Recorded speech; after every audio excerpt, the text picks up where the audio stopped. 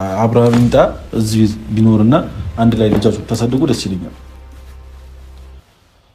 ኮሽ ቁጥ ብለን እንነጋገር። አይ ስልሽ እየተግባባን አይደለም።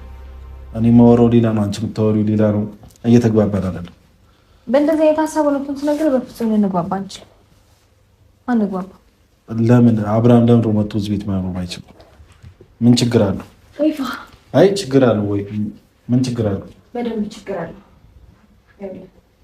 እኔ ነገር ስልሽ የእኛንም ስሜት ተረዱንና አንዳንድ የራሳችሁ ስሜት ብቻ አትረዱ። ገብቶሻል?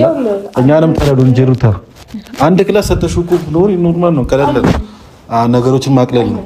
ለምን ምን ችግር አለው? ሩታ ለኤፍሬም ምላሽ ሰጠች ማለት ነው። እንግዲህ ምንም ከአብርሃም ጋር የሚያገናኝን ነገር የለም፣ በፍቃደኝነት ተለያይተናል አለች ሩታ።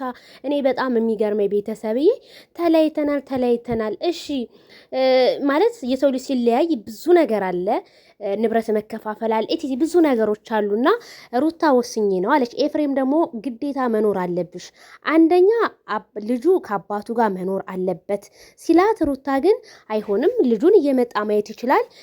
ስለዚህ እኔና እሱ አብረን አንኖርም፣ እሱም የራሱን ህይወት ይኖራል፣ እኔም የራሴን ህይወት እኖራለሁ። እንዴ አንቺ እኮ የራሴን ህይወት ልኖር ባልሽ ሰዓት እሱ ከማንም ሴት ጋር አብርሃም እየተገኘ ነው። ከማንም ሴት ጋር ስልሽ ከተለያዩ እንግዲህ ዩቲዩበሮች ጋር ዛሬ ከሄርሜላ ጋር ተገኝቷል፣ ነገ ደግሞ አይታወቅም። ስለዚህ ለምንድን ነው እናንተ አንድ የማትሆኑበት ምክንያትና ይሄ ሁሉ እውነቴን የምላችሁ ኦዲየንስ መናቅ ነው።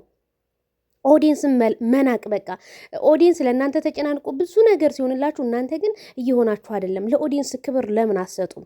በተለያየ በቃ ቪዲዮ ላይ እየመጣችሁ የማንንም ዩቱብ ለማሳደግ የእናንተ ትዳራችሁ ከፍ ዝቅ የምታደርጉት ሩታ ለምንድን ነው? እንኳን ሰውና ሰው እግርና እግርም ይጋጫል። ይቅር ብትባባሉ ምንድን ነው የሚጎዳችሁ? በጣም ገራሚ ነውና ቤተሰብ ሩታ እንግዲህ ምላሿን ሰምታችኋል። እኔ ምንም አልፈልግም፣ እኔና እሱ በቃ ተለያይተናል ብላለች ማለት ነው። እሱም የራሱን ህይወት ይኖራል፣ እኔም የራሴን ህይወት እኖራለሁ። በጣም እኔ ጥያቄን የፈጠረብኝ። ለማንኛውም ቤተሰብ በላይ ፕሮግራማችን እንገናኝ።